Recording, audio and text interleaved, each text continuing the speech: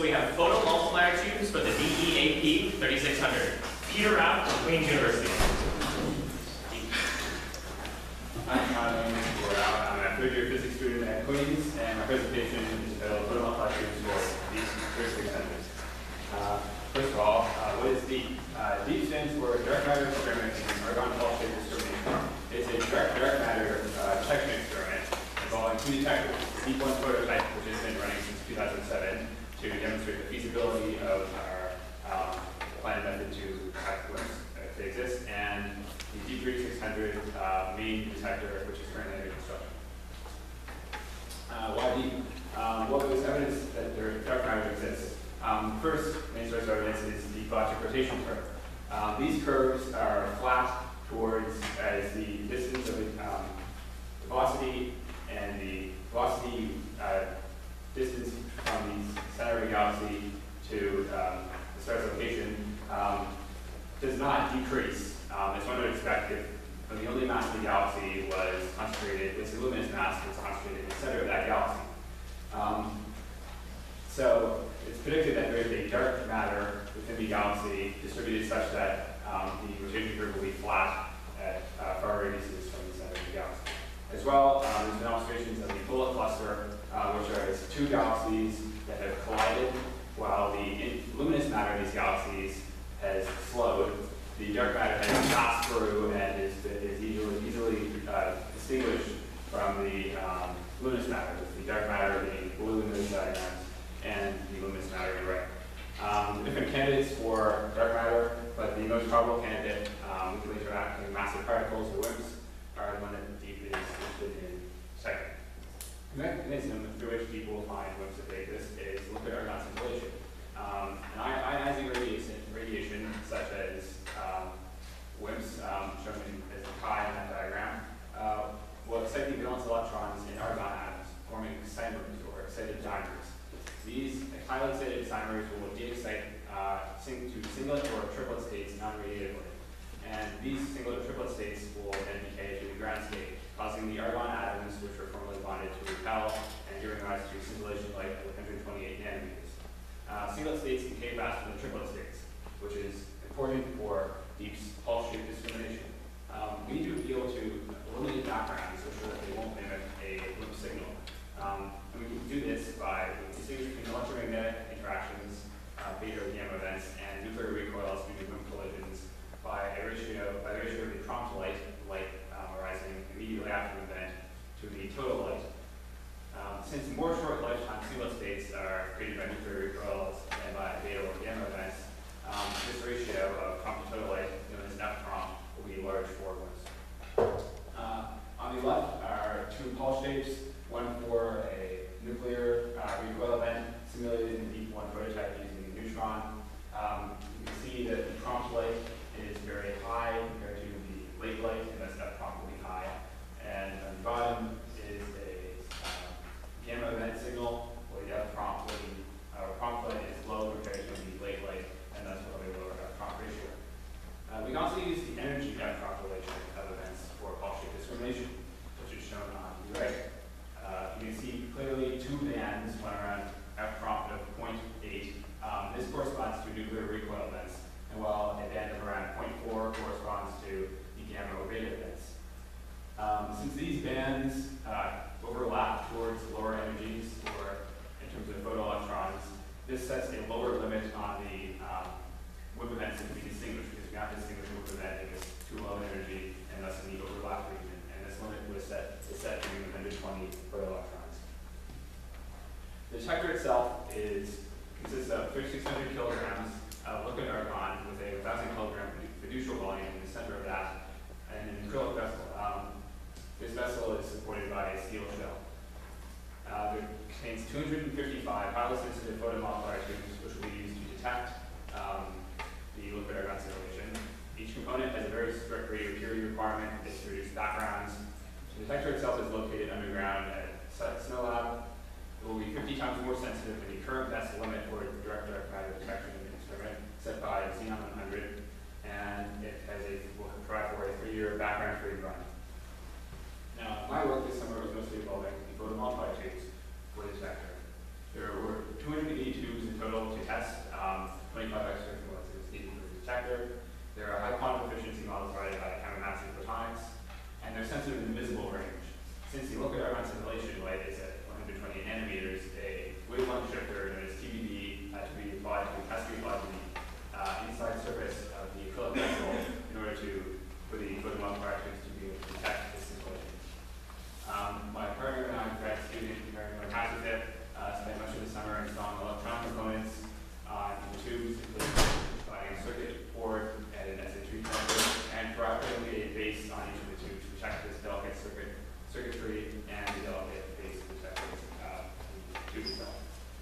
And we also did a very thorough cleaning process for each tube to eliminate any backgrounds that may be rising from any dirt on the tube.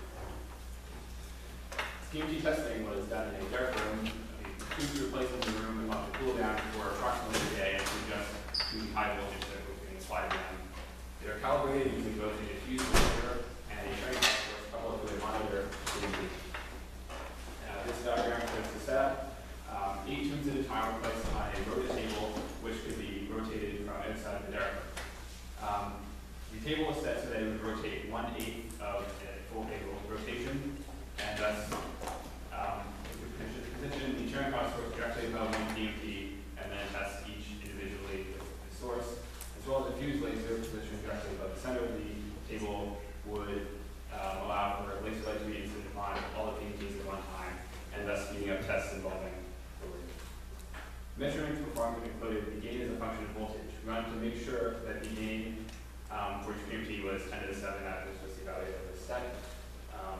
And this was done by testing the PMT gain at different voltages and then interpolating to find that exact value. We were interested in determining what the after pulsing of the tubes. These are pulses that occur a few microseconds after the initial pulse due to free ions in the detector. As well, we're interested in finding the relative efficiency of the tube, which is the efficiency of it detecting light yield compared to the measured quantum efficiency, which is done at Matsu's laboratory. And we're interested in finding the dark noise, which is any sort of noise in the PMT that arises when it's in a dark box, not exposed to any light source. Well, the top two were tested using the diffuse laser. This was just set up the process because there's no need to test them individually one at a time. The relative efficiency and the dark noise were tested using Cherenkov scopes, as we wanted to know exactly how much light was incident upon the tube at each time in order to determine the actual dark noise and the efficiency. Results and uses of the data. It's very useful data for all sorts of calibration for the detector. The dark noise and after pulsing both decrease the ratio F prompt and thus move the nuclear recoil and the theta and gamma bands together. This moves the lower limit of the energy up toward higher numbers of PMTs. And we need to know this limit to be able to properly distinguish a WIMP event. And this limit will be found through Monte Carlo simulation involving the data. And that distribution just shows what are after pulsing results. As well, the efficiency of the PMTs affects the light yield and thus how well the nuclear recoil and beta bands can be separated. Again, this will be inserted into Monte Carlo simulation to give us a lower limit on our energy. Gain as a function of voltage was generally found to be in agreement with manufacturer specifications. They only tested within plus or minus 10 volts, and we want to be explicit and very clear that we are the right voltage. There were a few exceptions, and so it was good that we did this to make sure that we're getting the mean that we want. And again, data was collected for individual tubes, and this can be used for further calibration once they're installed in the detector. Next, the next part of the job involved background suppression. Service alpha events are alpha events that occur due to radon daughters that build up on the acrylic. These can be WIMP signals if they decay and the alphas have to travel through the acrylic or the TPB because they'll be lower energy than a normal alpha event, which can be easily distinguished from a WIMP event. So I did alpha counting on the vessel acrylic to guarantee that the purity of the acrylic was high. We're particularly concerned with the lead-210 isotope, and so 600 gram samples of the vessel acrylic were vaporized at Snow Lab. Such a large sample had to be vaporized because the purity of the acrylic is purchased to be very high purity, but we just wanted to make sure that it would not provide too many backgrounds. Lead-210 decays the bismuth-210, plutonium-210, which itself emits a alpha particle at 5.3 MeV. And this is what we'd be looking for. We used a silicon crystal alpha counter, a new one, and the detector's background rate was 10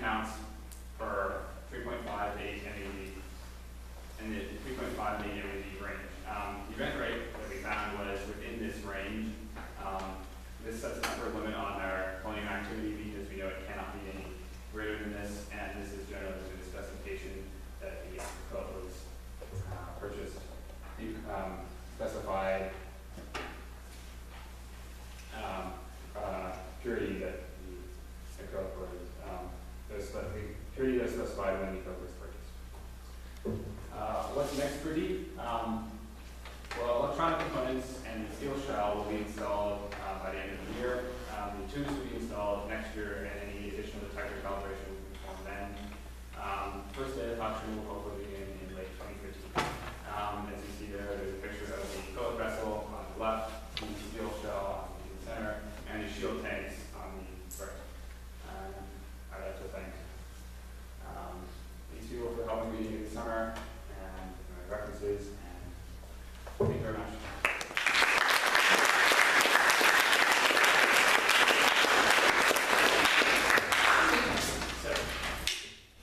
Any questions, guys?